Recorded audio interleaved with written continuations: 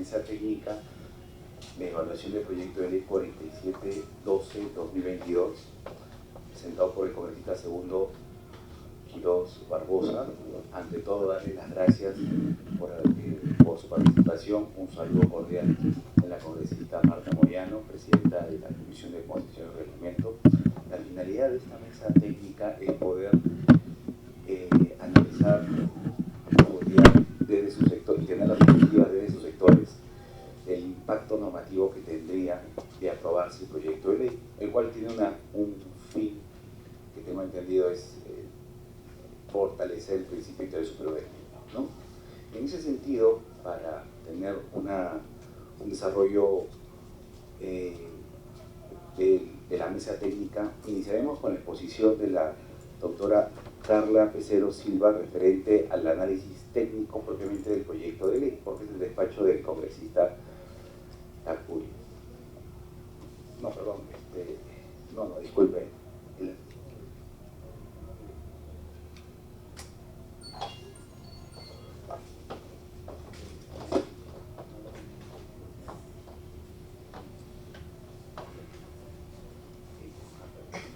Discúlpeme, empezaremos con la presentación del proyecto de ley de la técnica María de los Ángeles Bardales Martínez, del despacho del congresista segundo Quiroz, y posteriormente con las preguntas que salgan de dicha disertación, posteriormente los ministerios de justicia y demás. Empezamos con la exposición. Tienen uso la palabra.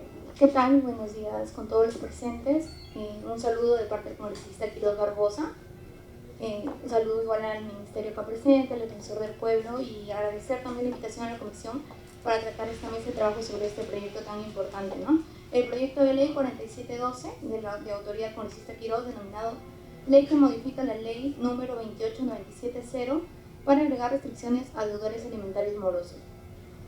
La presente propuesta busca incorporar el artículo 11 a la ley número 28970 con la finalidad de incrementar restricciones en trámites administrativos específicos, los cuales consisten en a. La emisión o renovación de pasaporte, b. Omisión o renovación de licencia de conducir, c. Inscripción en partidos políticos o movimientos regionales, ¿no?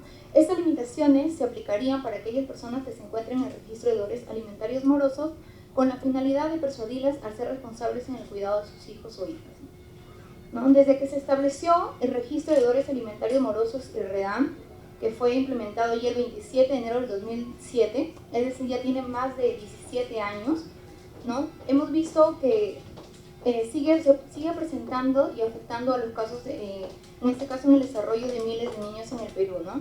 Las cifras siguen en aumento. Es por ello que somos de la opinión que las limitaciones actuales no son suficientes. Y aunque hay que reconocer que existen más razones y circunstancias que permiten un número alto de morosidad alimentaria, nuestra propuesta ayuda a resolver una de estas, ¿no? Dentro de las restricciones que tenemos, no se encuentra necesariamente en contra de los derechos de los ciudadanos como se pretende fundamentar, puesto que se podría decir, por ejemplo, ¿no? Al no tener de repente el DNI vigente, también existe una restricción en el caso, ¿no? Por ejemplo, para realizar un viaje, para también hacer este tipo de documentos, ¿no? Entonces, por lo contrario, nosotros, por ejemplo, tener nuestro, de repente, documento de identidad, ¿no? Actual, es una obligación para todo ciudadano para poder probar su identidad. De tal forma, se pretende dar cumplimiento de las obligaciones alimentarias de los padres y así proteger el derecho de alimentos de todo menor afectado. De igual forma, ya existe una restricción actual sobre la imposibilidad de postular un cargo público de elección popular, puesto que la inscripción en un partido político o movimiento regional, que es el punto que queremos incluir en este artículo 11, aplica igual en el mismo sentido, pero busca abarcar un mayor rango que le pueda dar peso a la presente propuesta y así también poder tener resultados más efectivos. Dado que, según la Defensoría del Pueblo, que también está acá presente, ¿no? En la mayoría de casos de la prisión de alimentos constituye el único sustento que tienen las mujeres, en su mayoría, que realizan este tipo de demandas, toda vez que el 50.6% de las se encargan de labor del hogar, el 16.8% se encuentran en instituciones de desempleo y el 16.3% realizan una actividad laboral remunerada, ¿no? Esto sin considerar que en el Perú aún existen muchas madres de familia que en su mayoría no están incluso dentro de estos esos padres o madres que no hacen este pago dentro del REDAM, sino que también hay personas, mujeres y padres que no ven este pago y prefieren lamentablemente no hacer la denuncia, ¿no? Entonces el cumplimiento de esta deuda alimentaria será motivo suficiente para desestimar la solicitud de inscripción en el registro, pues al acreditar fehacientemente la cancelación del monto total adeudado, el levantamiento de la inscripción será de inmediato, ¿no? Que al ser pagadas podrán continuar con sus trámites con normalidad. Es por ello que espero y tengo bien que esta mesa de trabajo considere también las necesidades de madres y padres de familia que en este caso sus hijos no perciben esta remuneración, ¿no? Eso sería fundamento por parte del proyecto de ley. Tengo una pregunta. Sí. En el caso que la persona que se le aplicaría el literal de emisión o renovación de licencia de conducir, ¿eso quiere decir que esta persona se dedica a ser taxista o a ser conductor de un bus, de transporte público? Ese es el sustento que tendría para pagar la deuda que, bueno, no quiere pagar, pero sería el sustento de donde desea pagar. Claro, Sí. pero ese sería prácticamente el motivo, pues, ¿no? Si es parte de su labor, lo principal sería poder pagar esa deuda. No, simplemente no se está inhabilitando a que simplemente deje de repente de trabajar. Simplemente es un motivo para que él pueda ponerse al día con sus deudas y puede seguir laborando con normalidad. Ok, perfecto. Seguimos con la exposición del Ministerio de Justicia, su opinión al respecto. Tienen el uso de la palabra. Bien, buenos días. Muchas gracias en primer lugar a la Comisión de Constitución y Reglamento por la invitación.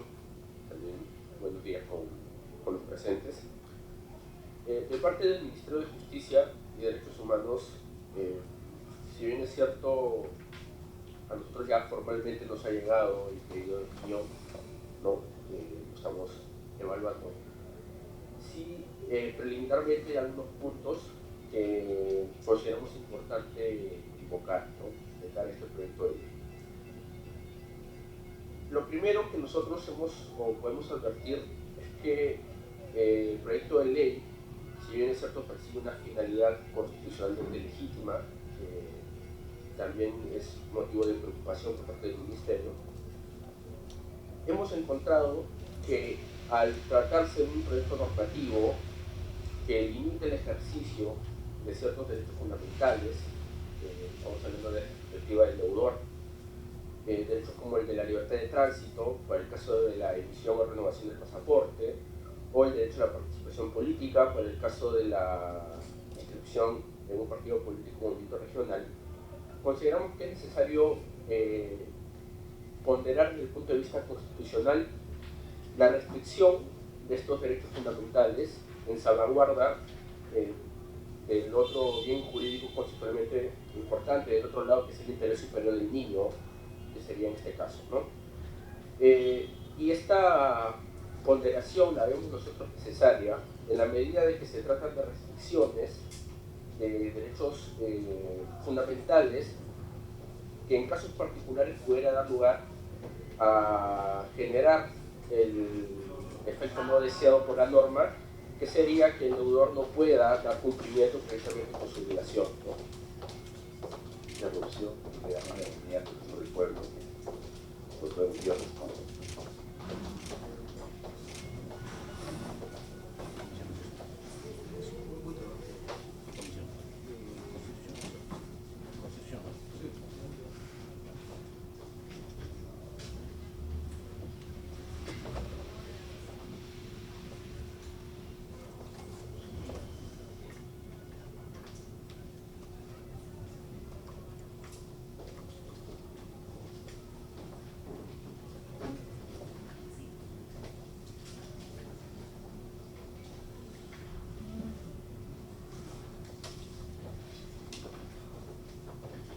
Estimado defensor, estamos justamente dando la palabra a los diferentes sectores, en este caso el Ministerio de Justicia, para que dé su opinión referente al proyecto de ley examinado.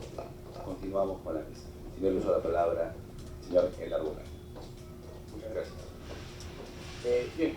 como estábamos señalando, nosotros al ver que este proyecto de ley interviene en ciertos derechos fundamentales, nosotros considerábamos que es oportuno que se lleve a cabo un sustento desde el punto de vista constitucional de cómo estamos justificando la intervención de estos derechos fundamentales, la libertad de tránsito, el tema de la participación política, para salvaguardar un bien constitucional como es el interés superior del niño, e inclusive también el derecho a la alimentación, que ya el propio tribunal ha reconocido como un derecho fundamental también. Esta fundamentación o esta justificación nosotros la vemos necesaria precisamente para darle un mayor sustento, mayor peso a la razón que está detrás del proyecto de ley. Eso por un lado. Y el otro punto que nosotros también quisiéramos señalar es llevar a cabo este ejercicio de compatibilidad de esta norma, este proyecto de ley, y las prohibiciones que ya se establecen en la 30353, ¿no? La ley que tiene el registro de deudores de reparaciones civiles, que esta ley modifica ciertas disposiciones de la ley que crea el sistema de deudores alimentarios, estableciendo algunos impedimentos que básicamente van a la restricción de la postulación por los cargos de elección popular. Entendemos que la diferencia que estaría señalándose en este proyecto de ley es que ya no es que no solamente no vas a poder postular, sino que ya no vas a poder inscribirte en un partido o un movimiento político, ¿no? Entonces, ahí también nosotros considerábamos que sería pertinente en todo caso explicar por qué, a pesar de ya la limitación que existe ya actualmente, desde 2015, ¿no? que se hicieron muchas modificaciones, es necesario incluir esta limitación adicional que va en el sentido de no poder inscribirse en un partido político, ¿no? Si esta restricción a la participación política se justifica en razón a la salvaguarda de los bienes justamente protegidos. Eso por parte de la Dirección General de Desarrollo Normativo y Calidad Regulatoria del Ministerio. Como ya les había comentado, nosotros tenemos a nuestro cargo la evaluación del proyecto de ley, que de la manera más célere posible también haremos llegar mediante el informe y la opinión, ¿no? del Ministerio de Justicia. Quisiera darle ahora el uso de la palabra al asesor de gabinete del Ministerio de Justicia también para que exprese las consideraciones adicionales. Muchas gracias. Sí, tiene el uso de la palabra el señor Orestes Roca Mendoza, asesor de gabinete de asesores del Ministerio de Justicia. Muchas gracias por todas y todas. Siempre el juicio de la evaluación del proyecto de ley y su texto como se plantea, se hace presente también un tipo de ideas adicionales que podría en consideración de ustedes en el proyecto. Por ejemplo, justamente antes se hizo presente el tema de actividades vinculadas a un ámbito económico. Por ejemplo, el tema de licencia de conducir, hay licencia de pasaporte o el tema de partido político conduce justamente a un uso particular de vehículo o a un uso comercial de vehículo. Entonces ahí podríamos ofrecer escenarios para poder indicar si justamente la idea es que licencia de conducir tenga como requisito el tema de procedimientos amorosos, pero a su vez tenemos personas que necesitan trabajar justamente para poder pagar sus deudas, podría ser una diferencia de las categorías, ¿no? Hay digamos, licencia de conducir en materia de bus o provincial, tiene una categoría 2 a 3 y en particular es a 1, pues como que podría diferenciar escenarios. Eso también podría dar pie a que algo mucho más amplio. Hay muchas actividades económicas que, digamos, generan ganancias y muchas personas que tienen esas ganancias o trabajan con el Estado o tienen, digamos, pago público o tienen, digamos, tipo de beneficios económicos, tendrían que justamente, la idea justamente es que para que ellos tengan ese tipo de beneficios puedan tener ese registro negativo, certificado negativo. Pero justamente como vemos el punto, ¿no? Hay actividades económicas que pueden realizarse, por ejemplo, si veo la notaría, si veo una actividad de construcción de empresa, una IRL, para poder tener recursos económicos de bancarrota, de mercado. ¿Cómo impedirle, digamos, que acceda a la notaría por un tema de inventarios si justamente quiere construir esa empresa para poder, digamos, pagar los alimentos? O también actividades a nivel, por ejemplo, a nivel de cargos públicos, o concursos públicos, CAS, sería que quiero justamente en ese puesto, porque cuánto voy a pagar. Si me quiere justamente no tener, o sea, un negativo, Entonces me imposibilita justamente que un niño tenga alimentos. Una alternativa, propongo en consideración, es de que este certificado negativo, pues, este tipo de actividades, claro, podrían, digamos, ser exigidas, en otras no, al menos el primer año, ¿no? El primer año, digamos, no imposibilitar ese tipo de actividades económicas, pero luego justamente recibe ese certificado, ¿no? Si tiene un año, es posible de que tenga que haber pagado su deuda alimentaria. Y eso lleva a otros temas. Un problema que hemos detectado es de que muchas veces se pide al inicio del procedimiento o un requisito o un beneficio, pero no se controla por ser los médicos. Puede haber personas, digamos, en cargos públicos o privados que han presentado certificados negativos, pero con el tiempo ya son ingresos alimentarios morosos. Entonces, eso, por ejemplo, la norma actual no, digamos, no contempla una regulación respecto a una vigilancia constante de ese tipo de certificados negativos. Podría plantearse una función anual, así como se presenta un plan de inicio de rentas, de intereses, que se presenta anualmente, así como se presenta, por ejemplo, siempre que tenga un proactivo, podría indicar también de que en un periodo anual, por ejemplo, podría plantearse de que todos los trabajadores con prestaciones o vinculadas a actividades presentan su certificado negativo, justamente para poder advertir qué tipo de, digamos, de personas se encuentran en situación y pueda precisamente corregirlo. Podría indicar, pero, doctor, hay este trabajo que reporta justamente los trabajos, pero ten en cuenta de que a nivel justamente del Estado especialmente, más que ahorita de connotación. Si es connotación civil, tenemos connotación, digamos, locación de servicios, muchas veces, así que no todos los empleados que tengan actividad pública o actividad privada se encuentran vinculados con el trabajo. La realidad nos dice lo contrario, ¿no? Que la mayoría sea un proyecto informal o con situaciones de alguna manera con un tipo de regímenes. Eso es por un lado. Por lo tanto, se propone que se mantenga en el tiempo un mecanismo justamente de supervisión. También un poco también ver las actividades de trabajo, vincularlas a un periodo de no certificado negativo, sino ya luego posteriormente, dejando obviamente de lado esas actividades como el tema de pasaporte o acción política, que sí, pues eso tiene que indicarse al principio, sí que eso también sea en el tiempo. Hablando del tema de emisión de pasaporte y licencia de conducir, estamos en un periodo de una automatización, así que no podría pensarse de que una ventanilla, un certificado negativo, lo evalúan, se atiende. Sea certificados penales, judiciales, sea el tema de los de conducir pasaporte, estamos en una automatización de procedimientos, requisitos, todo sería web. Siempre se apuntaría, digamos, el certificado o el enlace, el link para poder, digamos, ver si se encuentra o no ese tipo digamos, de situación. Tengo en cuenta porque varias actividades, como son automatizadas, es simplemente vía web, así que al momento de regularlo, permitir el requisito, certificado moroso, que sea negativo, tendría que ponerse también al tema de las procedimientos en línea. Por otro lado, ya para terminar, hay que tomar en cuenta de que entiendo que esta lista va a ser cerrada o va a ser posible, digamos, que se amplíe vía reglamentaria. De repente es una posibilidad que puede realizarse, justamente porque en el tiempo se crean nuevos procedimientos, se crean nuevas actividades comerciales o actividades que pueden justamente generar ciertos beneficios, tendrían que tener como restricción el certificado negativo. Y ya por último, tengo presente que las actividades, digamos, que se van a plantear como certificado negativo, como requisito previo, tienen que ponderar entre actividades que van a ser justamente alimentadas para poder pagar alimentos y las que no lo son, ¿no? Para justamente puedan diferenciar, digamos, la actuación de las certificadas negativas.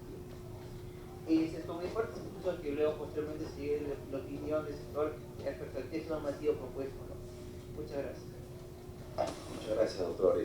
Le damos la bienvenida a la señora Rina Rodríguez, primera adjunta de Defensoría del Pueblo. También le damos la bienvenida a John Juárez, asesor de la congresista Lady Cambones.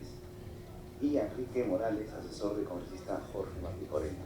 A continuación, tendrá el uso de las palabras del defensor del pueblo, Josué Gutiérrez Contra. Doctor, por favor.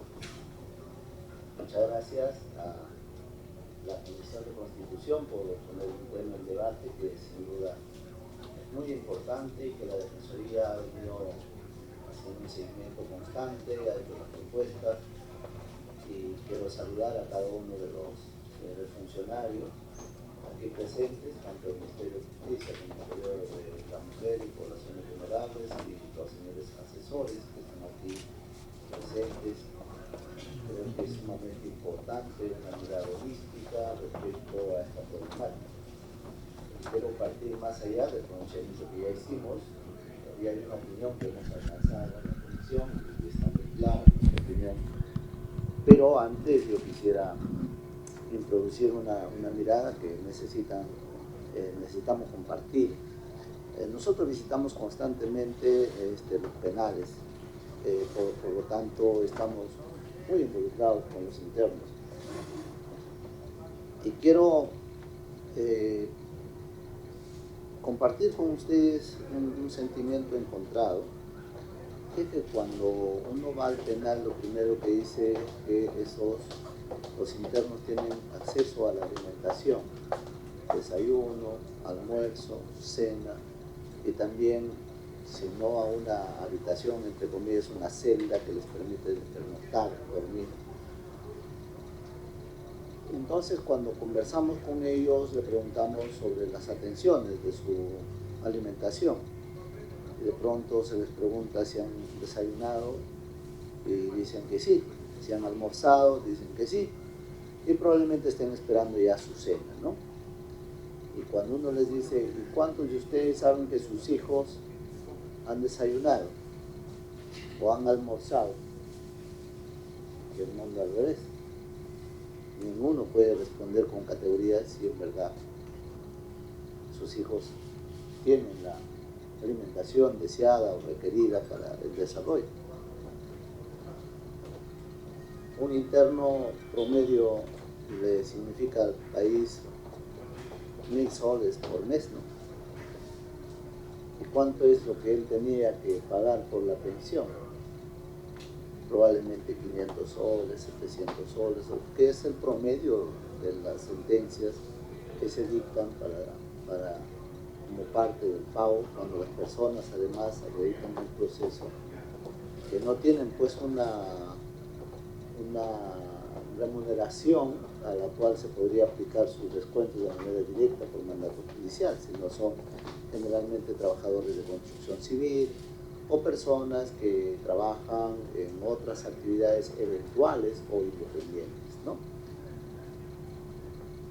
Entonces, este proceso reflexivo que comparto con ustedes es un tema que indudablemente quedará como parte de la discusión y que no ha abordado el proyecto, pero es un tema fundamental ver si es el régimen convencional carcelario lo que se tendría que aplicar a los omisos a la asistencia familiar, o pensar un poquito más y ver qué otras estrategias o qué otros regímenes se pueden incorporar para este tipo de delitos, porque hoy por hoy está considerado como delito la omisión a la asistencia familiar. Y esto se agrava porque, y ahí creo que viene para poder enriquecer el proyecto.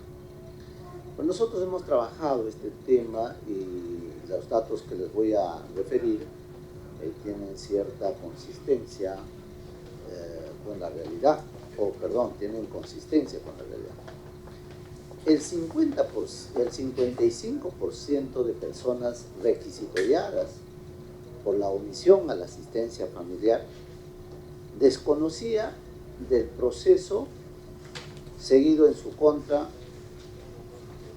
o sea, no sabía.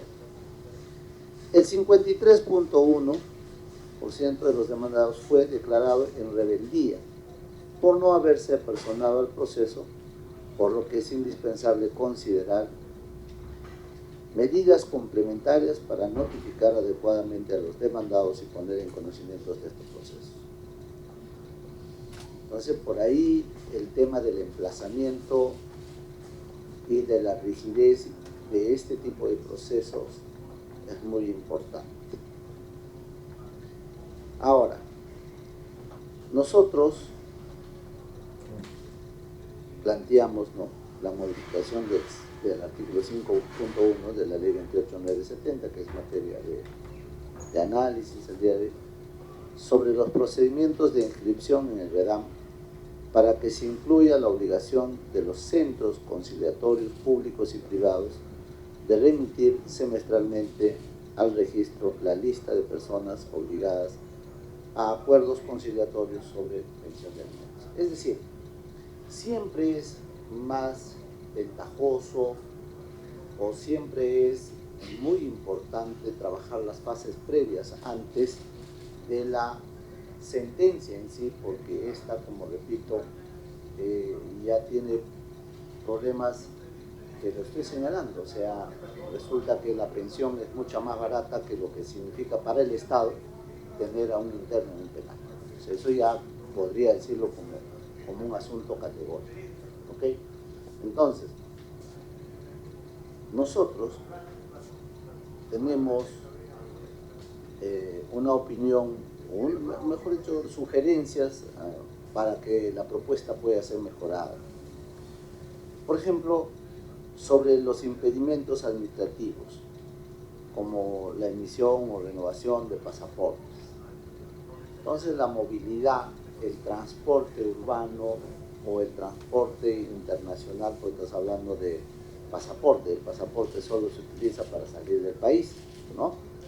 Entonces, allí sí esa restricción, y lo voy a dar lectura, ¿no?, se debe considerar que estas se aplicarían cuando los demandados estén inscritos en el REDAM, ¿no?, por lo que se debe articular este registro con los sistemas informáticos de la Superintendencia Nacional de Migraciones, así como del Ministerio de Transportes y Comunicaciones.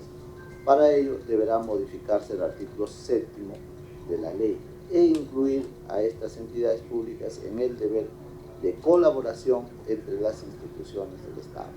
Si bien es cierto, esto corresponde a la política migratoria, básicamente, pero tiene que ver con las vías de acceso y participación de la misma, que tiene que estar ciertamente articulada con el Ministerio de Transporte, que no teniendo a su cargo la política migratoria es el que auspicia, digamos, el tráfico y la movilidad de las personas, ¿no?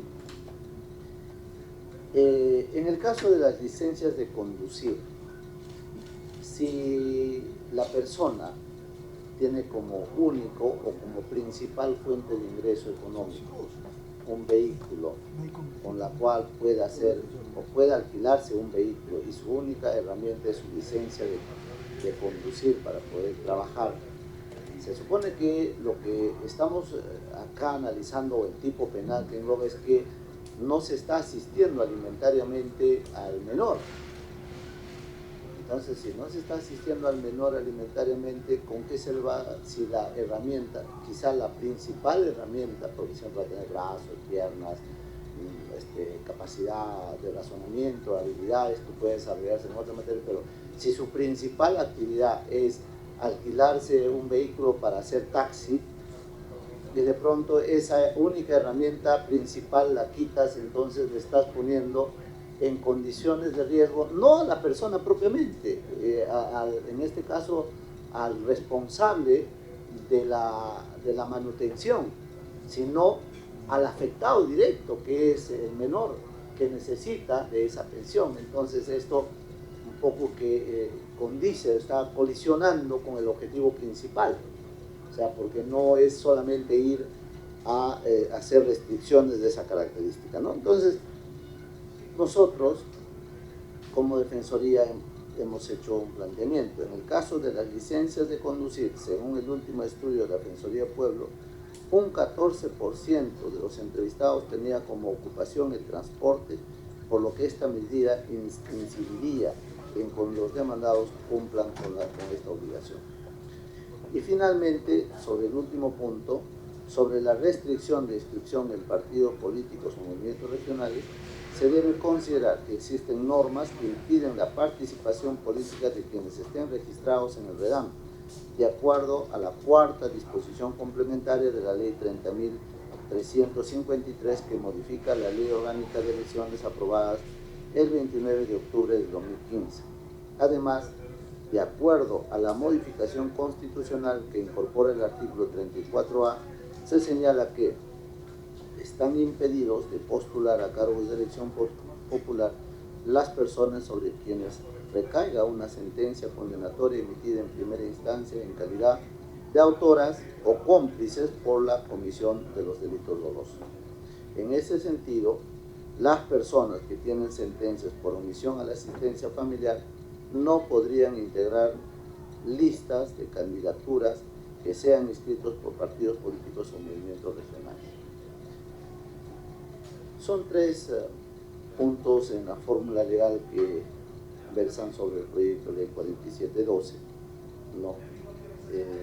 Y que es materia de análisis, y sobre este punto, sobre estos tres puntos, la Defensoría ya entregó una opinión y también una recomendación para incorporarse a algunos puntos.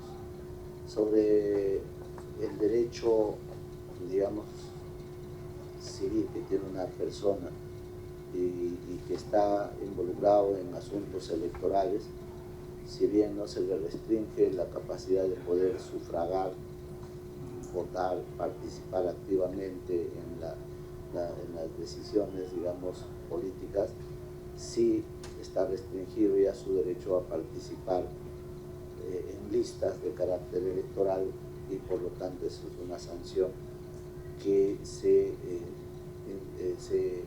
podría persuadir, digamos, a las personas para que cumplan su deber de mantener, de brindar esta pensión alimenticia a sus menores hijos, o en su defecto también a sus padres cuando se es obligado, ¿no?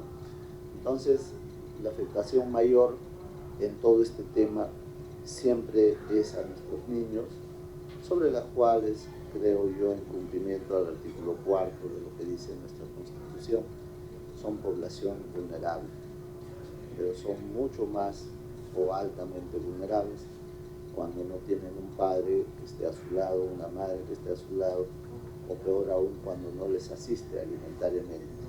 Entonces, estas son situaciones de agravantes que también tienen que sopesarse al momento de establecerse la fórmula legal, al momento de darse una exposición extensiva de lo que es esta sustentación, y que sean pues los legisladores, al final de cuentas, quienes asuman para sí esta responsabilidad de protección a los menores de nuestro país.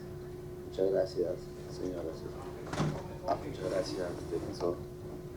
Seguimos con la exposición del Ministerio de la Mujer y Poblaciones Vulnerables y el doctor Rubén Aponte Bonifaz de la... Sí, defensor, disculpe un momento. Sé que estas conversaciones son muy importantes, los aportes también. Seguramente habrá un momento de compartir algunas preguntas y algunas respuestas. Tengo algunos asuntos que atender por la agenda de la institución, pero nuestra primera junta está acá con nosotros, ella se queda para poderles acompañar y seguramente absorber los términos de nuestra opinión que hemos expresado el día de hoy. Muchísimas gracias, señor asesor principal de la Comisión de Constitución, a la secretaria técnica, a cada uno de los asesores y sobre todo a los funcionarios que se han tomado el tiempo de venir acá a conversar un tema tan importante por la protección de nuestra niñez. Muchísimas gracias. Muchas gracias, doctor.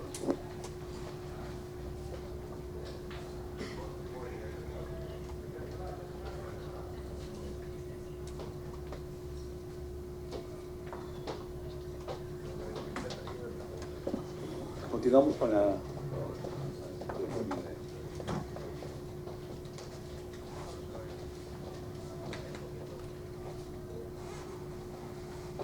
Continuamos con la mesa técnica. Tiene el uso de la palabra el doctor Rubén Aponte Bonifaz, del Ministerio de la Mujer y Poblaciones Vulnerables, Dirección de Sistemas Locales y Defensorías de la Dirección General de Niñas, Niños y Adolescentes.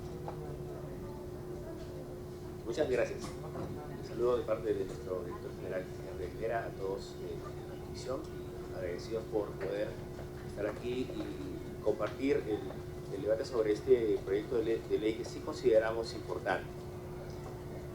Hay una opinión legal que se emitió desde el Ministerio con algunos ajustes también en la redacción de un par de artículos.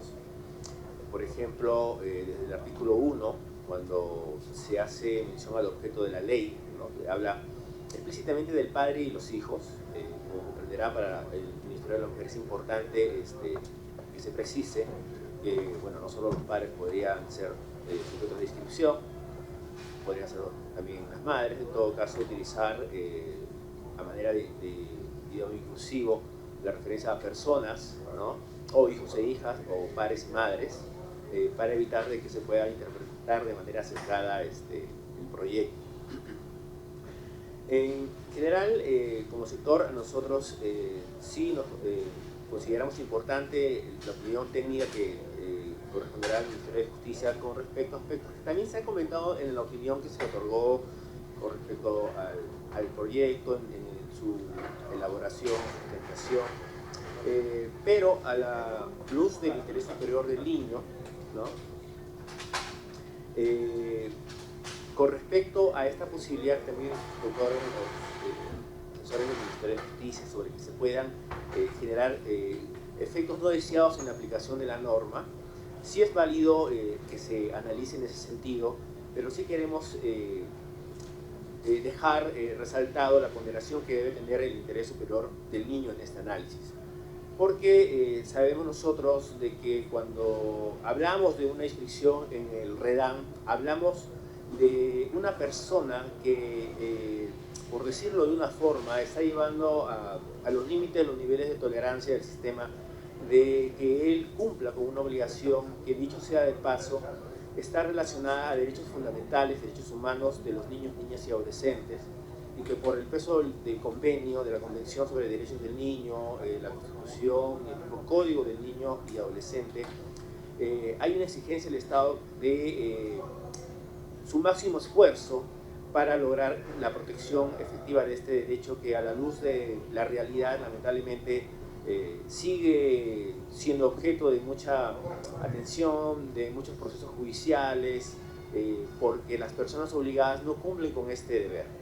Entonces, si bien es cierto, podríamos decir que las personas que sí tienen el sentido de responsabilidad de cumplir con una obligación alimentaria, creo que no son las personas a quienes está dirigida esta norma, sino al contrario, aquellas personas que abusando o llevando al límite esta tolerancia que tiene el sistema para exigirles una obligación que, dicho sea de paso, no deberíamos exigirle, debería ser algo que esté en su conciencia, no están cumpliendo. Entonces, ya se hizo un esfuerzo, por ejemplo, cuando se aprobó el decreto legislativo 1377, cuando se estableció un mecanismo para la contratación, para las personas que ingresan al servicio público, de exigirles que tengan esa honorabilidad de cumplir con sus obligaciones alimentarias. Entonces yo creo que estos esfuerzos sí son válidos, más aún si involucra entidades públicas, de comprometerlas más a exigirle a estas personas que podríamos decirle son las que son sujetos principales de estas modificaciones, no tanto a las personas que sí cumplen, y por ende creo que sí es importante que se analice, incluso como se había propuesto, amplíe la posibilidad de otras acciones administrativas en las cuales se pueda verificar si el obligado está en el REDAM o no.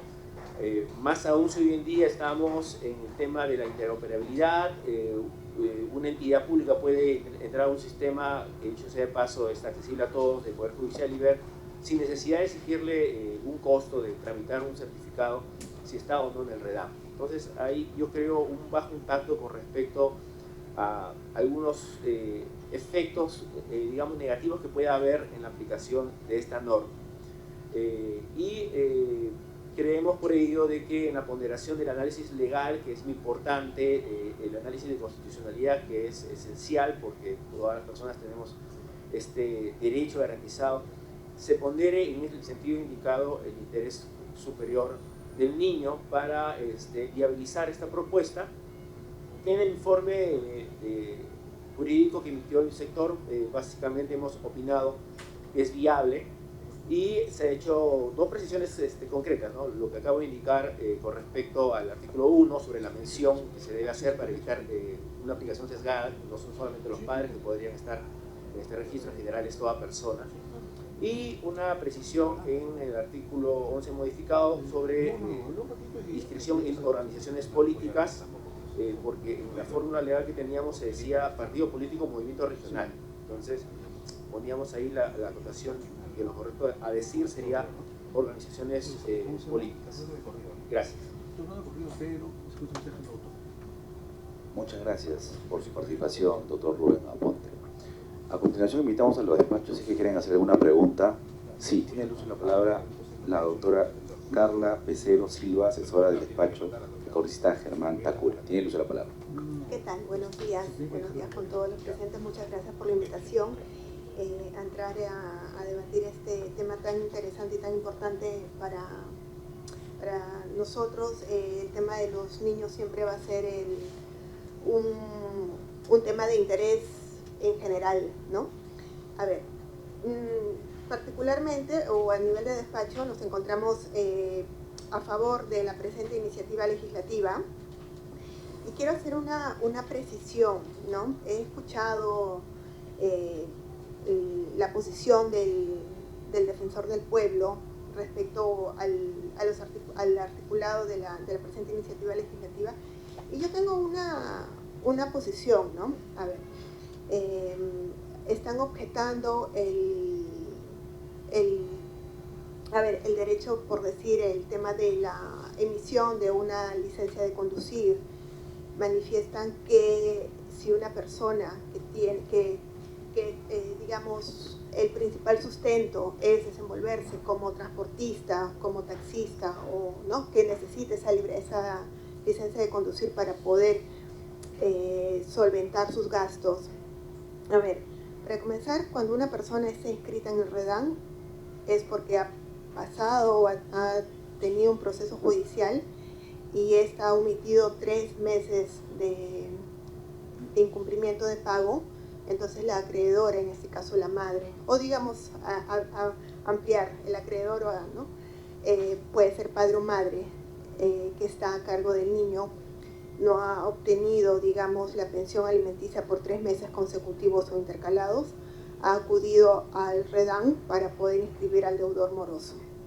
Ahora, el progenitor que está adeudando 3 meses consecutivos y desea renovar una licencia de conducir para los fines laborales, digámoslo así, esta persona ha venido trabajando, esa persona ha venido, si tiene esa necesidad, esa persona ha venido laborando, entonces los frutos de ese trabajo no los está empleando para pagar una obligación, la obligación principal que debería ser estar al día con las pensiones de su hijo. En todo caso, ese fruto de su trabajo lo está empleando para otros fines, que no es precisamente la pensión alimenticia, y por eso está él incorporado, está apareciendo en el registro de REDAN. Entonces, yo sí considero que es una medida justa, porque en todo caso, si está teniendo un ingreso como conductor, como taxista, transportista, pues no está siendo empleado para pagar o cubrir una obligación que ya venía, ¿no? Porque estaba deudando 3 meses.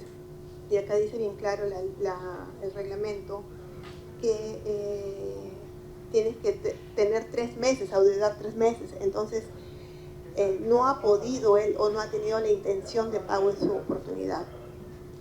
En ese sentido, ese articulado o esa limitación administrativa, yo la considero, o desde el despacho la consideramos viable. Así también el tema de emisión de pasaportes para poder salir, el que una persona requiera emitir un pasaporte para salir del país. Una persona que va a salir del país es porque de cierta manera tiene alguna capacidad económica para hacerlo. Seamos honestos con eso. O sea, entonces yo creo que para poder acceder a ello, pues hay que tener un grado de responsabilidad y hacer un esfuerzo en cumplir con nuestros niños, ¿no?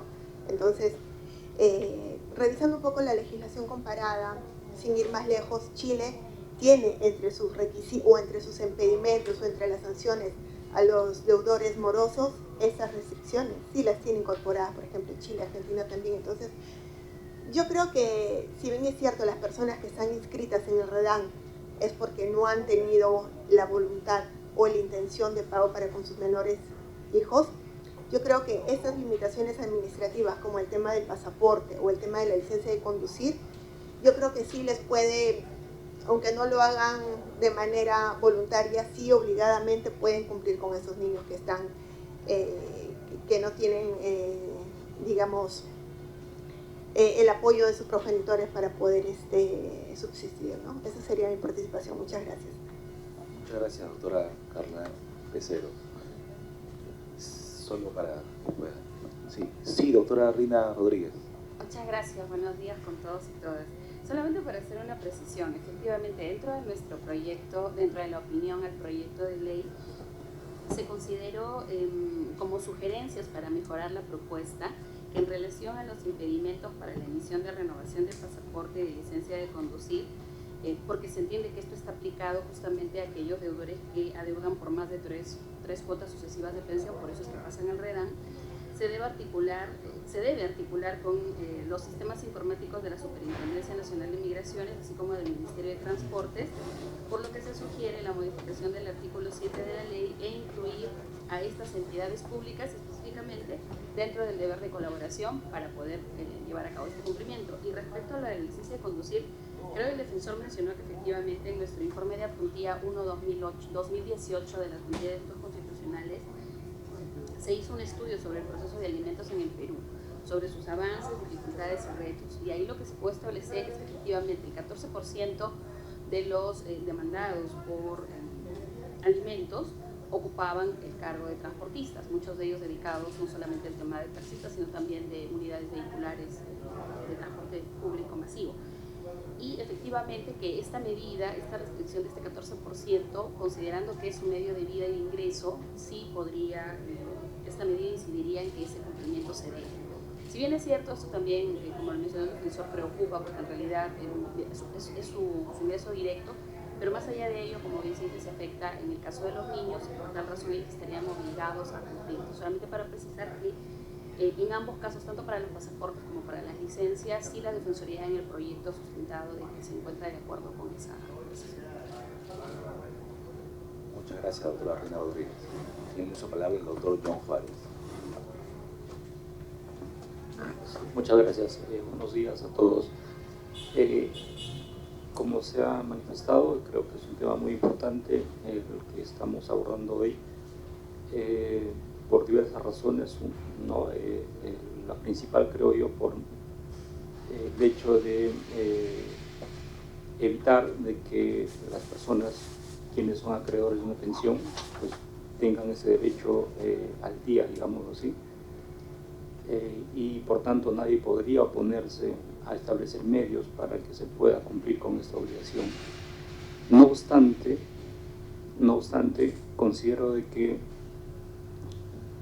se debería hacer una reevaluación de todas las restricciones, prohibiciones que existen actualmente y las que se quieren plantear, porque muchas de ellas justamente inciden en la posibilidad del obligado en poder cumplir con estas pensiones. Ya mencionaba el defensor del pueblo, no tenemos para empezar un alto número de sentenciados por omisión de asistencia familiar, que obviamente no digo que no esté bien, pero en los hechos prácticos estas personas no están cumpliendo con sus obligaciones, ¿no? Entonces,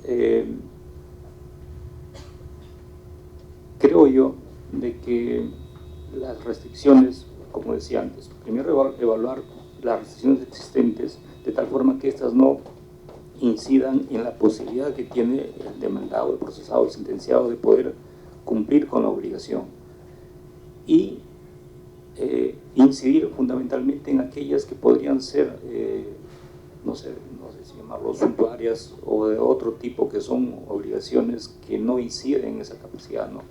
Porque, por ejemplo, podría darse también de que efectivamente una persona que probablemente serían un gran número, las personas que salen del país requieren un pasaporte, muchas de ellas probablemente se van de vacaciones, ¿no? Pero también muchos se van por motivos laborales, ¿no? Entonces, a buscar oportunidades. Muchos de ellos también se consiguen, financian sus pasajes para poder viajar y a ver cómo pueden generarse ingresos, ¿no? Entonces, creo yo, no se puede hacer generalizaciones en esto, hay casos y casos. Quizás lo que se podría hacer es de que no directamente se tenga que restringir la expedición de un pasaporte, sino que un juez puede evaluar, por ejemplo, esa posibilidad de acuerdo al caso concreto, si es que lo hace digamos, el obligado por un viaje de vacaciones o con la finalidad de no poder cumplir con sus obligaciones. Obviamente nadie se puede oponer a eso, ¿no?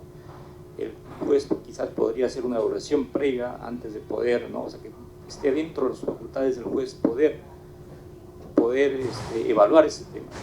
Igualmente con el tema de la licencia de conducir, ¿no? Hay muchos que efectivamente lo utilizan para trabajar y generar ingresos, pero otros seguramente para dirigir a su centro de trabajo. Bueno, si a un juez le impide que pueda hacer uso de su licencia de conducir para dirigir su trabajo, obviamente, ¿no? Eso también es un medio, pero no le impide a trabajar. Yo, por otro lado, sí estaría de acuerdo con la inscripción, por ejemplo, un partido político, porque creo yo que eso sí, o sea, no es tan importante, no incide en los mecanismos, en los medios como para generar ingresos, pero sí tiene restricciones y restricciones de ese tipo que sí, creo yo, podrían ser viables desde nuestro punto de vista, ¿no? Muchas gracias. Muchas gracias, doctor John Juárez. ¿Alguna intervención de parte del despacho del congresista Martí Gorena? Sí, buenos días. Sí, doctor. Gracias por la invitación, saludar a los funcionarios presentes en esta importante mesa de trabajo. Sí, de repente agregar, si bien es cierto, se podría uno cuestionar en primera instancia que las restricciones que se están planteando en esta iniciativa legislativa podría afectar determinados derechos protegidos constitucionalmente, pero ya quedó claro que producto de una ponderación que ya el Tribunal Constitucional ha establecido que es posible, puesto que partiendo de la premisa que no hay ningún derecho irrestricto, en ese sentido tiene viabilidad legal, ¿no? Para poder plantear estas restricciones. Pero teniendo en cuenta el espíritu de la propuesta legislativa de que la finalidad es persuadir, ¿no? A estos deudores morosos, en el caso de pensiones alimentarias, de repente se puede considerar la posibilidad de que también se incluya otra restricción, como es, por ejemplo,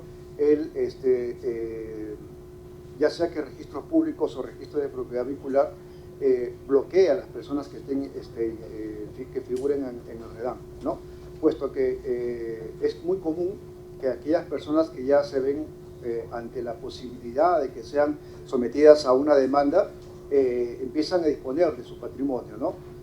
O tercerizarlo, ¿no? Y ante esa circunstancia, muchas veces en los procesos judiciales la tramitación es muy dilatada, ¿no?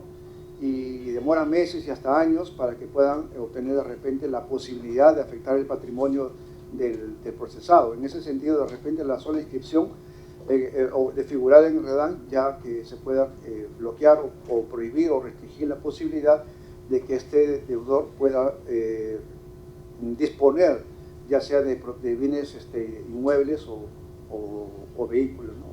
De repente se puede considerar esta posibilidad. Era lo que quería aportar. Gracias. Muchas gracias, doctor. Doctor, ¿alguna pregunta? La doctora Lenny Palma, secretaria técnica de la Comisión de Constitución. Sí, muy buenos días con todos. Nuevamente bienvenidos y gracias por participar de esta mesa. Definitivamente no cabe duda que el objetivo que persigue el presente proyecto es positivo, y en lo que tendríamos que ponernos de acuerdo es en afinar la redacción y ver los casos en los que se puede hacer un ajuste de acuerdo a la casuística respecto del alcance de cada una de estas restricciones.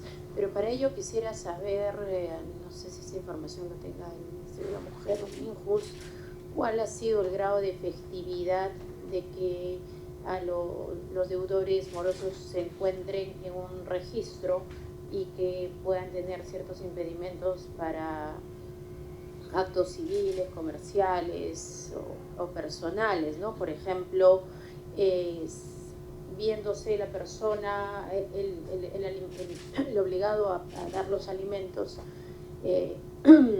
próximo a estar en este registro, ¿qué porcentaje pagan con cierta inmediatez para evitar estar en el registro?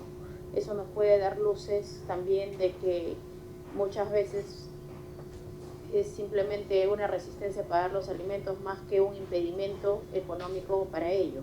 No sé si hay ese estudio. Y por otro lado, ¿qué pasa con qué programas hay para los niños? Porque al final de cuentas ellos, los alimentistas, son los perjudicados.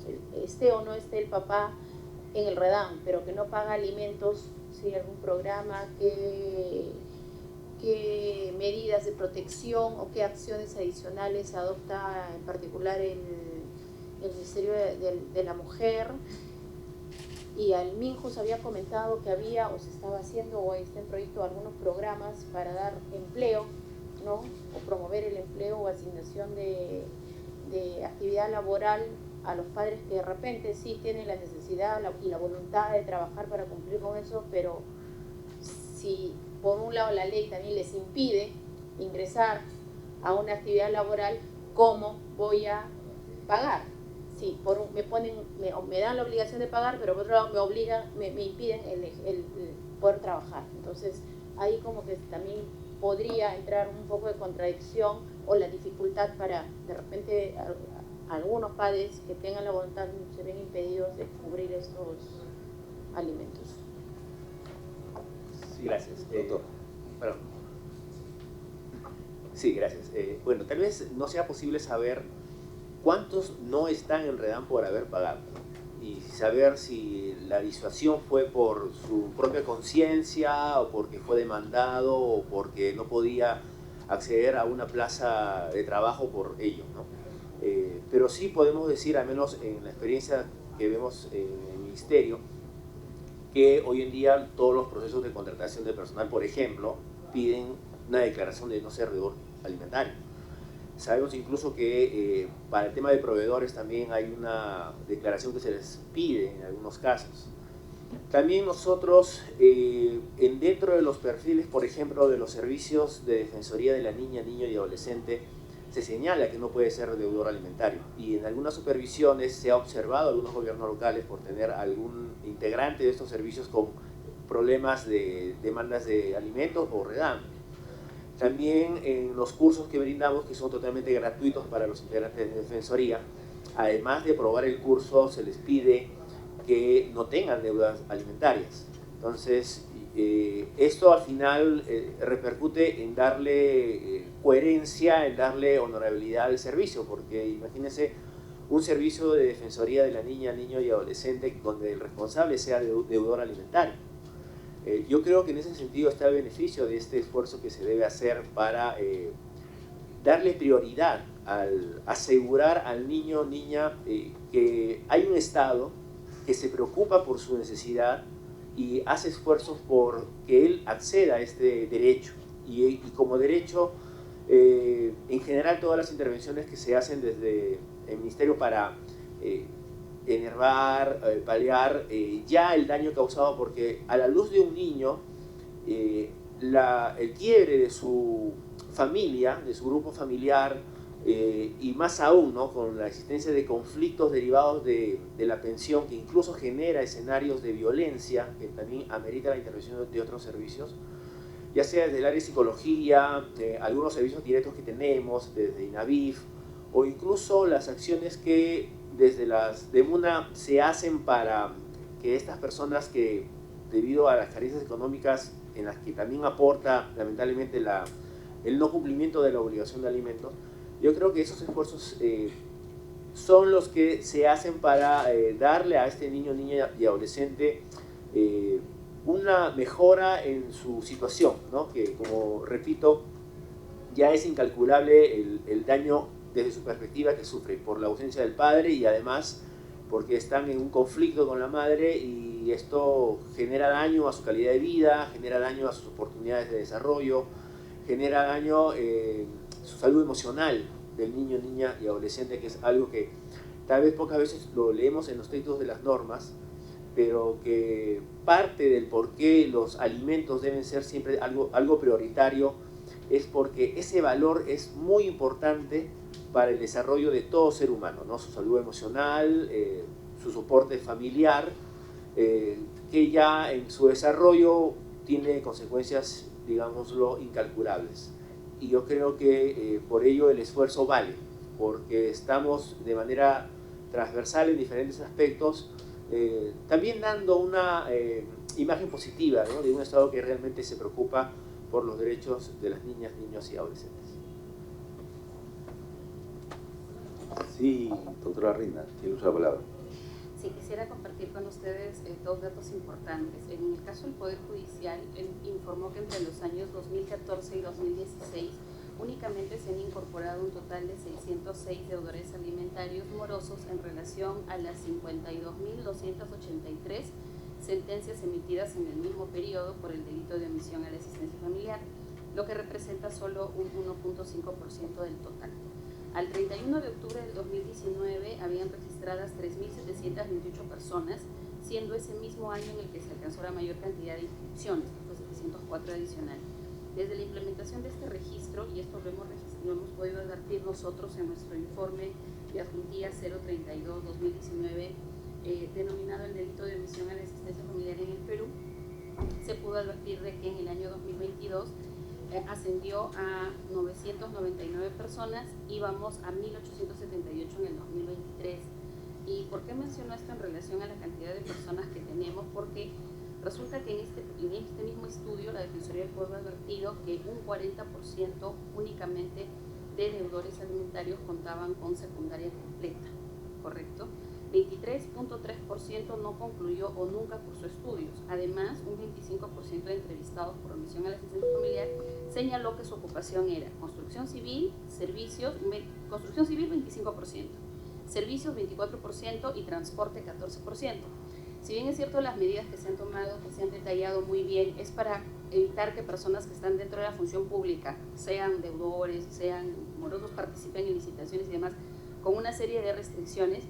Resulta que en realidad lo que se está evidenciando es que un gran porcentaje de personas morosas no suelen participar o hacer uso de, o mejor dicho, las entidades no hacen un uso o un filtro porque en realidad son actividades que no requieren pasar por este tipo de control. Entonces, creo que eso es importante al momento que diseñamos medidas complementarias como por ejemplo la restricción del tema del brevete, ¿no? La licencia de conducir y algunas otras que se pueda ver por sectores.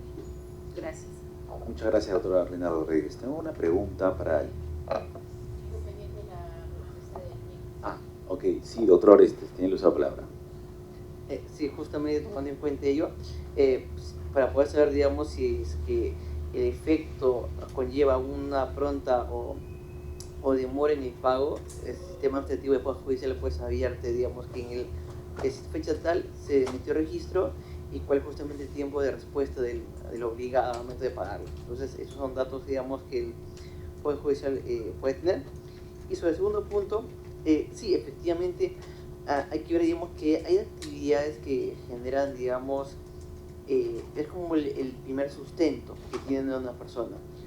Usualmente una persona que tiene alimentos, por ejemplo, está en protección civil. Entonces, pedirles, digamos, que un certificado de tener alimentos a una persona para poder instalar una obra, posiblemente es una contraproducente porque infracciona al niño. Igual, si vamos a requerir para un puesto de trabajo o de repente ser partícipe incluso temas administrativos, eso impacta justamente en no tener ingresos. Entonces justamente se hizo presente de que hay que ver el tipo de actividad u oficio que, digamos, se realiza para poder ver si realmente se le puede pedir desde antes, previo al inicio de trabajo, el requisito de la negatividad de tener el horario tremoroso, o si es que tendría que darse una chance de un año, un periodo por los cuales se le pediría posteriormente, ¿no? Por ejemplo, si una persona que trabaja en construcción civil, no vas a pedir el inicio, pero en el segundo año de la obra, ahí sí le pides, ¿no? Entonces ahí vemos, no tengo plata, ¿cómo que no tiene plata? Si es un año trabajando. Entonces, ok, entonces darle un periodo posterior a cierto tipo de actividades de oficios sería justamente, digamos, lo más, digamos, una posibilidad de realizarlo. Otros son actividades que son, digamos, de segundo efecto, segunda actividad, ¿no? Me dijimos que un abogado quiere ser notario. Simple y inmediatamente. No tengo plata, no, porque es una actividad adicional a tu profesión de abogado. Igual, ser notario, ser juez superior, ser juez supremo, ser tú pasas por un escalafón previo. Entonces ahí sí justificaría pedirle de manera inmediata tu certificado negativo, ¿no? No puede decir que no tiene dinero porque está dentro del proceso, digamos, de actividad económica y laboral que se encuentra. Ahí justamente podríamos diferenciar oficios y actividades para poder, digamos, decirle cuándo antes y cuándo después en un periodo posterior. Gracias. Bueno, buen aporte. Muchas gracias, doctor Orestes, por el aporte. Tengo una consulta para el despacho del congresista segundo Quiroz Barbosa, referente propiamente a las restricciones que se estarían creando. Si uno analiza la emisión o renovación de pasaporte, bueno, referente a la renovación, de acuerdo a la norma que se aprobó hace un año, un poco más, se renueva ahora cada 10 años el pasaporte, si tengo entendido. La licencia de conducir, bueno, revisando la mía, creo que son 10 años.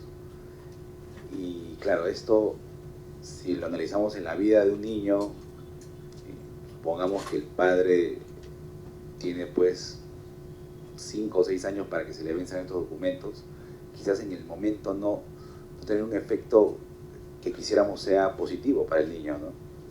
Y referente a la inscripción en el partido político Movimiento Regional, ya existe una norma la cual habla propiamente de la postulación, ¿no? En este caso sería que sea partícipe de una organización política, ¿no? Bueno, obviamente quizás tendría sus fines políticos o no, pero tampoco impactaría de manera directa, ¿no? Entonces yo estaba pensando quizás, como dijo el asesor del despacho de la congresista Camones, quizás a nivel registral el impacto es más directo, ¿no? Porque si una persona va a hacer una transferencia de una propiedad, ya sea para venderla y tener un uso de ese dinero para algo que no sea su hijo,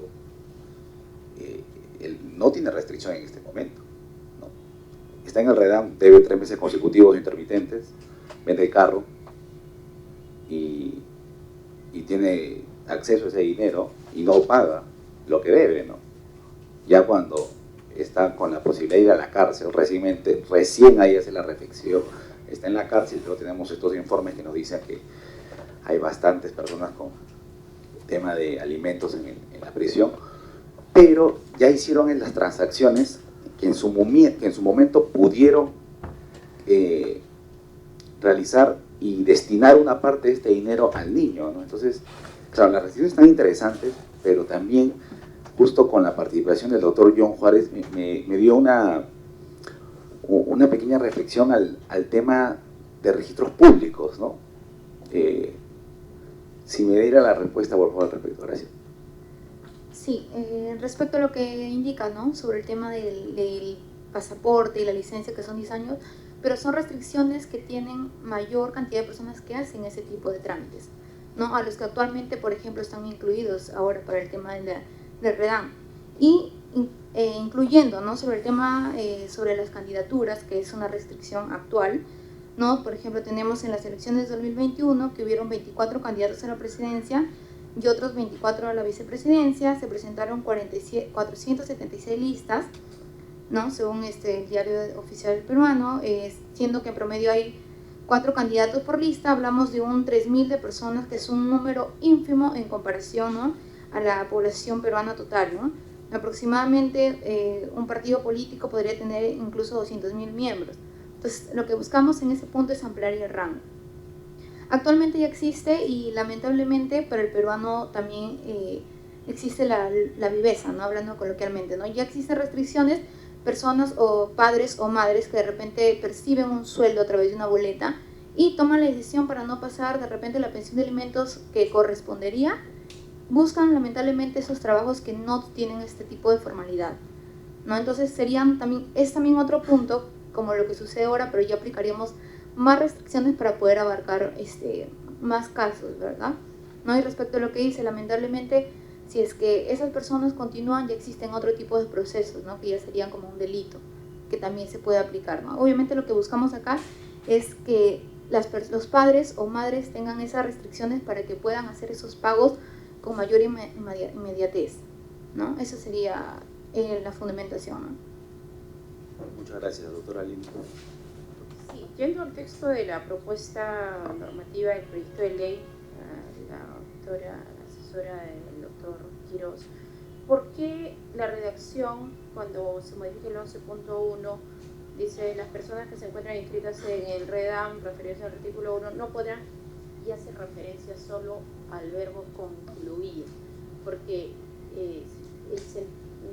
no veo por qué, al decir no concluir, le estás dando la facultad de que sí podría iniciar, ¿no?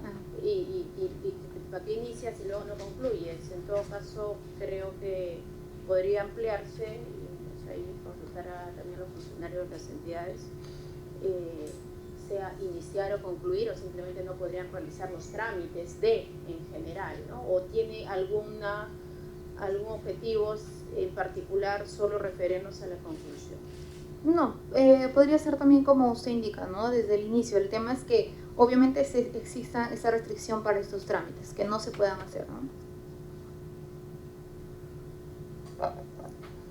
Muchas gracias. ¿Perdón? Sí, doctor, autoriza el micrófono. Tal vez se refería viendo los procedimientos de trámite, ¿esa era la finalidad tal vez? Realmente tal cual como está, ¿no?, emisión o renovación, que no puedan realizar la emisión o renovación de estos trámites. Ah, ya. Ajá. Bueno, también tengo una consulta para el Ministerio de Justicia. De la disertación que han tenido, entiendo que ustedes desean que hagamos una ponderación de derechos referente a en este caso, de acuerdo a la Constitución, tener acceso a un pasaporte con el principio de interés superior del niño. Ahora bien, ustedes, en principio, en primera línea, están de acuerdo en que existan modificaciones que beneficien al interés superior del niño, teniendo en cuenta que esto que está dentro de los diferentes tratados, lo que busca es que el Estado haga las modificaciones pertinentes para velar por los niños, ¿no? ¿Ustedes están de acuerdo en la ponderación de derechos que pudiéramos hacer de esto y perfeccionar el texto, o creen que hay alguno que no es factible de poner en el texto sustitutorio? Bien, como Ministerio de Justicia, o sea, de manera general, la preocupación del Ministerio Superior va a ser la salvaguarda del interés superior del niño, que en este caso, en un escenario de ponderación de derechos, el peso que se le va a otorgar a la protección del interés superior es más importante con relación a la restricción de cualquier otro derecho, ¿no? Naturalmente que nosotros lo que estábamos sugiriendo, lo que sugerimos es que esa ponderación se vea plasmada para efectos de salvaguardar a la norma de eventuales conflictos o escenarios en los cuales se le pueda cuestionar algún tipo de constitucionalidad, ¿no? Nosotros lo que sugeriríamos era eso para efectos de darle una mayor fortaleza al argumento principal que nosotros creemos que está detrás de este proyecto de ley, que es proteger el interés superior del niño, que es un principio constitucional inclusive de relevancia internacional por virtud de los tratados que ha suscrito el Estado peruano en materia de derechos humanos, ¿no? Esa era la importancia que nosotros les queríamos dar, ¿no? Porque como hemos visto que están vinculados detrás de estas restricciones derechos fundamentales, considerábamos que era necesario que para justificar la restricción de derechos fundamentales esté de por medio la satisfacción de un bien jurídico de tanta importancia como es el interés superior del niño, ¿no? Muchas gracias, doctor. Solo una consulta para la Defensoría del Pueblo. Como organismo constitucionalmente autónomo que vela, supervisa cómo se desarrolla las diferentes entidades del Estado, ¿ustedes ven que esta modificación solamente con los 3 ítems que están sería un aporte, un impacto normativo positivo, o también, tal como dice el Ministerio de la Mujer, podríamos hacer esta modificación para que se entienda que sea padres, madres, o el término que utilizó fue, doctor Rubén, ciudadanos, ¿no? Personas. ¿Qué opinión tiene al respecto la Defensoría del Pueblo? Sí, consideramos importante que se pueda tomar en cuenta porque queda de forma más clara que no solamente se está abocando al tema de padres en el sentido de aquellos masculinos, sino que también incorpora a madres que en algún momento también de alguna u otra manera pueden también restringir o afectar la función alimenticia. Y así como también creo que incluyó hijos e hijas o acreedores. Sí, justamente me comenta también la doctora Leni que también esta acreencia puede ser de hijos a padres, ¿no? Por supuesto, y eso ya está establecido también por norma. Entonces creo que podría ser un concepto más general, personas en general que tengan una vinculación directa a brindar una obligación alimentaria. Y referente a alguna otra restricción de las que están aquí, ¿el Defensoría del Pueblo recomendaría alguna para efectos prácticos? Sí, en realidad sobre, por ejemplo, la inscripción de partidos políticos o movimiento regional, nosotros consideramos de que existen ya normas que impiden esta participación política de quienes están registrados ya en el REDAM, ¿no? Y de acuerdo a esta cuarta disposición complementaria de la Ley 30353 que modifica la Ley Orgánica de Elecciones, es por ejemplo una de ellas, ¿no? Además, de acuerdo con esta modificación se incorpora el artículo 34A que señala que están impedidos de postular a cargos de elección popular las personas sobre quienes recaiga una sentencia condenatoria emitida en primera instancia en calidad de autoras o cómplices en la comisión de delitos dolosos. Y en este caso, la omisión a la asistencia familiar es un delito doloso. En ese sentido, las personas que tienen sentencias por omisión a la asistencia no podrían integrar candidaturas, en este caso lista de candidaturas, ¿no? Y además que estén inscritos por partidos políticos. Doctora Leni. Esa reforma del 34A ya está en la Constitución, entonces, y hay otra que se va a ampliar, que está en el Pleno. Ahora, y respecto de la propuesta que me parece válida del despacho, que ya lo comentó el doctor Gerardo también, el Diego Camones, la opinión del NIJUS o Defensoría del Pueblo o Ministerio de la Mujer, para incorporar como un impedimento adicional el no poder realizar trámites registrales respecto de transferencia de propiedades, respecto de bienes muebles e inmuebles. ¿Cuál es su opinión? ¿Habría algún inconveniente al respecto? Bueno, por nuestra parte consideramos que puede ser evaluada porque en realidad muchos de los padres que también hacen transferencias, aquellos padres deudores, parte de ese presupuesto o parte de ese ingreso económico no tenemos, digamos, data o información que lo destinen, pero sin embargo las deudas siguen manteniéndose, las deudas alimentarias, ¿no? Entonces esta también podría ser una forma para garantizar que también esos bienes no dejan de perder, ser parte más hereditaria de aquellos niños o niñas, ¿no? Que también es otro derecho que va a la par con el tema alimentario. Solo para terminar esa idea, y haciendo nuevamente la pregunta a la Defensoría, esto podría analizar desde un punto de vista notarial, porque en registros públicos ingresa el parte notarial, pero digamos así la sanción administrativa sería el no poder hacerlo, salvo que ahí en la notaría se haga la transferencia, porque ahí dan los cheques y ahí inmediatamente es el bolsa para el niño. Si quieres vender esto, ok, véndelo, pero el notario tiene que dar fe que ahí transfiere, al menos al momento, tipo retención, ¿no? O sea, estamos ahorita evaluando, si bien es cierto, las restricciones están interesantes, pero nos ponemos a pensar aquí en la mesa para efectos prácticos de una situación que en ese momento podría ya significar un desembolso en beneficio del niño, ¿no?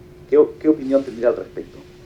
Pero porque en este caso estamos hablando ya de personas que tienen ya sentencias efectivas, que están ya prácticamente consentidas, ¿no? Y que están, y bueno, podría estudiarse desde nuestro punto de vista una fórmula legal que implique en este tema de procedimientos que regula a nivel de notariado tener esa restricción. Y es que es cierto, porque por ejemplo en aquellos deudores que, si bien es cierto, vienen cumpliendo a través de una retención en su sueldo, sabemos que cuando se le liquida, por ejemplo, o en el tema de las gratificaciones de diciembre y de julio y diciembre, la norma, la sentencia para aquellos que tienen el descuento obligatorio opera así. En este caso sí podría estudiarse una fórmula o una manera como a nivel del procedimiento notarial se pueda tratar de garantizar que parte de ese recurso que finalmente es del obligado tenga que ser garantizado para aportar o cuando menos disminuir el monto de la pensión. Podríamos estudiar la fórmula común por la cual iría, pero claro, no va como restricción a registros porque, como bien lo he dicho, ese procedimiento está respaldado primigeniamente a nivel de notariado, ¿no? De las acciones que regula y da valor al notariado. Muchas gracias, doctora. ¿Alguna pregunta? Sí, doctor Rubén. Estamos de acuerdo con la defensoría de que consideramos que sí se puede revisar, ¿no? Para ver lo que sea más viable. Y sí también quiero destacar lo que informó la Defensoría del Pueblo con respecto a este perfil de las personas que están en el REDAM, ¿no? Porque sí me preocupa el universo de las personas más grande, justamente son aquellas que no van a pasar de repente por estos filtros, ¿no? Y yo creo que ahí también habría algo que evaluar para ver qué se podría hacer. Definitivamente vamos a evaluar ese informe de Defensoría y lo vamos a citar en el dictamen. Le agradecería bastante. Muchas gracias. ¿Hay alguna intervención adicional de parte de los presentes? Sí, tiene luz para el doctor Orestes. Muchas gracias. Entiendo que el último aspecto, que es un agregado, es que cualquier tipo de transferencia económica que tenga participación una persona dotada de función administrativa pueda, digamos, verificar, uno, REDAM, y segundo, si lo advierte de oficio, hacer retención. Por ejemplo, pago SUNAT, tienes nuevamente crédito a favor tuyo. SUNAT detectó, se queda REDAM, no, ya no te devuelvo a tu cuenta bancaria, sino lo pongo al banco. Segundo, va por ahí, notario advierte, digamos, transferencia económica de la casa de compra-venta, va a REDAM, chequea y dice, ok, como veo que falta, lo retengo y lo derivo al juzgado. Va a un tema de consignación económica, el juez determina que hay una consignación económica de un pago de algo, ok, no le voy al arrendador, si veo que el arrendador tiene alimentos, lo mando a REDAM. Si es que justamente veo digamos, una entidad, hay un pago indebido que tengo que devolverle dinero antes de devolverle dinero, entonces simplemente lo verifico REDAM y lo paso a REDAM. Supongo que la idea es que hay un texto que pueda, digamos, generar esa obligación por parte de las autoridades o entidades público-privadas que están en el EPAG, que de alguna manera tienen el contacto con la parte informal, sobre todo, para poder, digamos, retener de oficio esos económicos y lo deriven al juzgado respectivo, porque ese dato está en el RENIEC, así no está en el REDAM, así que no habría un poco de costos de transacción, ese tipo de actividad. Claro, digamos, supongo que lo planteo como algo más macro, ya no queda en SUNAT, sino, digamos, como que es un tema ya de vinculación mucho más allá, porque la parte informal sí o sí siempre está ligada a cualquier nivel de local, municipal, regional. Ellos también tienen ese aspecto dado, ¿no? En el tema, por ejemplo, de los tributos, el impuesto predial, para generar, digamos, ese texto normativo que sea más macro, ¿no? Ya a nivel reglamentario se determinará, pues, cómo las entidades podrían dar. Lo que sí también quisiera reiterar era de que las restricciones que se realizan en las actividades, sí darle, digamos, una fundamentación, exposición, motivos, para que no sea cerrado, no es que solamente en estos 3 se queda la restricción, sino que hay un fundamento detrás, ¿no? Y puede haber la posibilidad que el nivel reglamentario pueda, digamos, tener otro tipo de restricciones, porque ciertas actividades que nuevamente se generan por innovación tecnológica, por cambios normativos, y que sea justamente el punto por el cual, por ejemplo, el Poder Ejecutivo pueda tener, digamos, la oportunidad a nivel sectorial hacer un filtro de sus servicios, sus actividades, y diga cuáles son los que tengan mayor incidencia, aunque como la normativa me permite de alguna manera incluirlo, ya de manera más moderada, ponderada, mesurada, podría, digamos, plantear otro tipo de agregados, ¿no? Pero sí se requiere, digamos, que la exposición de motivos tenga ese sustento de ponderación entre el niño, que daría justamente que existe una restricción de hechos civiles, sí, pero justamente no es que lo ahoga al ciudadano, sino es que le da la oportunidad, permite que el niño sea justamente la persona que pueda tener ese tipo de recursos, y frente, digamos, a esa falta de ingresos económicos y recursos económicos entre el padre o la madre o el niño o niña, pues ahí el más vulnerable es el niño o niña, por tanto son los que tienen que ser el primer punto de partida para cubrir sus ingresos, sus necesidades básicas, en desmedro o en prioridad respecto al padre y madre, ¿no? Entonces, como que sí, yo sí, cuando hubo justicia en el informe, justamente sería presente, como ahora también en la mesa, esta fundamentación, la exposición motivo, ¿no? Para que quede justamente ese marco constitucional bien claro y evite justamente problemas de su aplicación. Gracias. Muchas gracias, doctor Orestes. Doctor John Juárez, de Despacho de la Abogacía Cabones. Sí, solo para complementar lo que se había mencionado, ¿no? Yo creo que, digamos que no hay duda de que el interés superior del niño tiene que prevalecer, ¿no? Pero mi cuestionamiento era básicamente a las medidas prácticas y eficaces que se tienen que adoptar para el cumplimiento de las obligaciones, ¿no? Lo que planteaba el doctor Morales y lo que está planteando el representante del Ministerio de Justicia me parecen medidas prácticas, es decir, impedir que el obligado disponga de su patrimonio, ¿no? y evitar con eso el pago de sus obligaciones, y por otro lado, pues que las entidades tengan al alcance o a la mano la posibilidad de poder captar, de poder no incautar, o digamos disponer también de ese dinero para hacer efectiva, ¿no? esa obligación. Me parecen medidas muy prácticas que creo yo se podrían adoptar, más allá de impedirle que el obligado trabaje, ¿no? Porque ahí estamos yendo, digamos, restringiendo derechos, pero no yendo a la parte fundamental, que es que cumpla con la obligación, ¿no?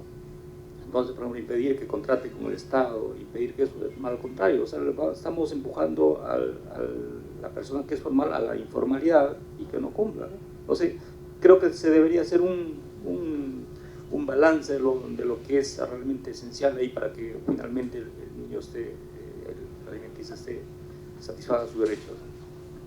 Muchas gracias, doctor John Juárez. Doctora Carla Peceros, del despacho de marxista Germán Tacuri, tiene la palabra. Sí, porque, a ver,